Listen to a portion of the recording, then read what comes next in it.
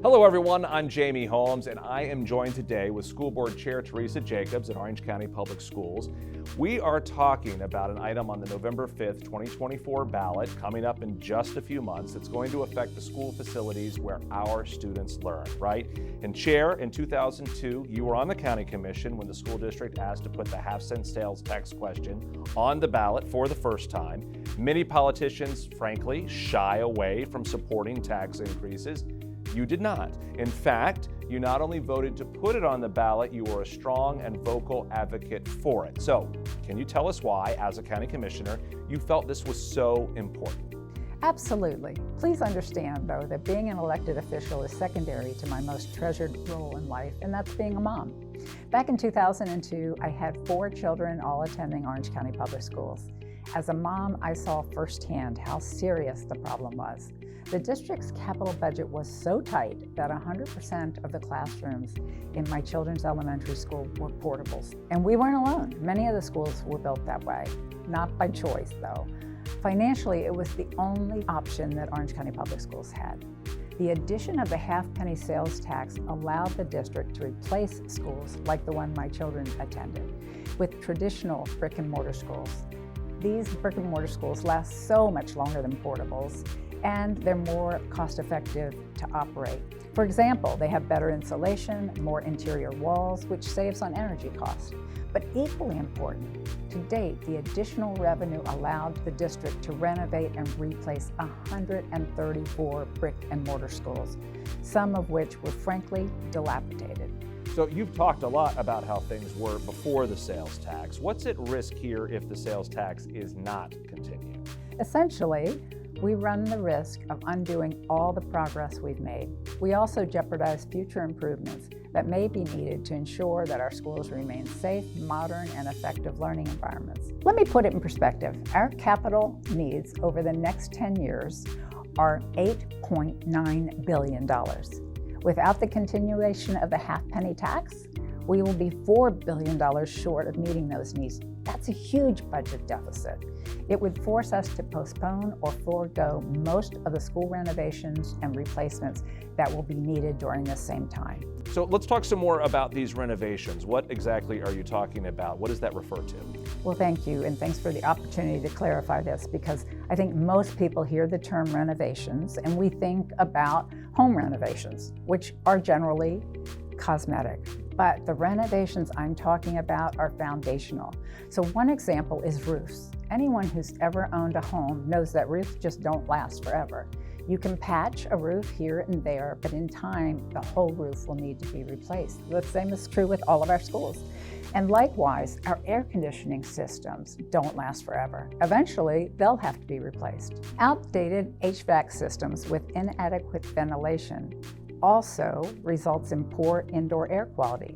That increases the spread of airborne illnesses, something we learned too much about during COVID.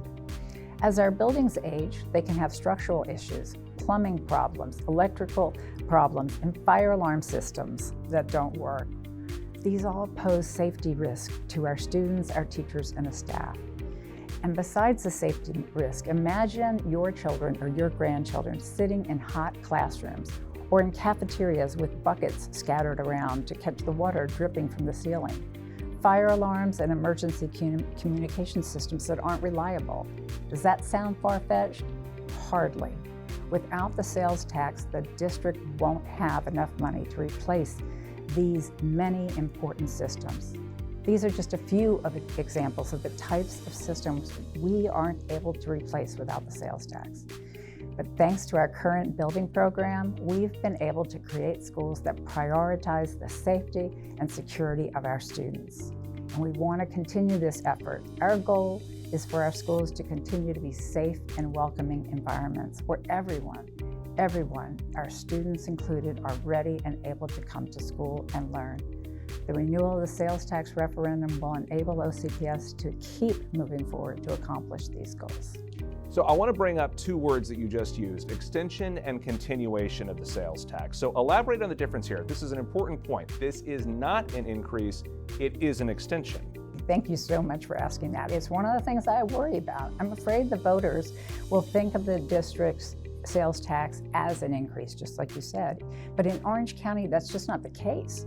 We aren't asking the voters for approval to increase just to maintain the rate that we have. A vote for would be a vote for keeping the current sales tax. There are several key points that I think people should consider. For example, the sales tax in Orange County is 6.5%. If this referendum is approved, it will remain that. However, if you look around us, Seminole County and Osceola County, their sales tax is 7.5%. It's also important to note that the sales tax is not levied on all purchases. For instance, there's no sales tax on most groceries, medical items, diapers, and first aid supplies. And what's really awesome is here in Orange County, we have another huge benefit. As a result of our robust tourist industry, unlike any other district in the state, more than half the revenue generated by the sales tax isn't paid by you and me. It's paid by people who don't live in Orange County, like our tourists and our visitors. They pay the largest share. What that means is that for every half penny that Orange County residents pay, our schools receive a penny or more. To me, it's kind of like a sales tax BOGO. And if you've got any not cost-conscious coupon cutters like me that don't know, BOGO stands for buy one, get one free. And that, for us, is a huge plus. All right, before we go, I know you take accountability very seriously. What measures here are in place to ensure that accountability? Of course, a Citizens Construction Oversight and Value Engineering Committee, that's a mouthful, so we call it COVE, was created in 1997, years before the first sales tax. This all-volunteer group oversees all school construction projects. But they're not just volunteers. They have expertise in construction, engineering, finance, and auditing, and none of them do business with Orange County Public Schools. COVE will continue to oversee construction and renovation projects the whole time the sales tax is in effect. The half-cent sales tax funds are also audited annually by outside auditors.